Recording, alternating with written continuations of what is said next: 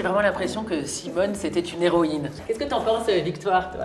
C'est clair que pour moi, Simone, elle a créé sa boîte, son entreprise après la guerre. En plus, à cette époque-là, de créer une entreprise en étant une femme, c'était hyper compliqué et hyper avant-gardiste.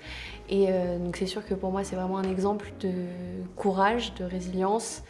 Et pour moi, c'est une héroïne. Ce que je voulais dire va dans le même sens que Victoire et je voulais insister justement sur le fait que malgré tout ce qu'elle avait traversé, elle avait une grande gaieté.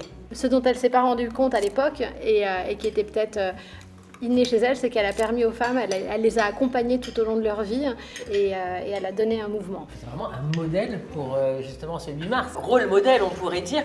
Et d'ailleurs, vous voulez appeler la collection de Live Like Simone? En effet, la journée de la femme, c'est l'occasion aussi de parler du côté entrepreneurial de Simone Perel.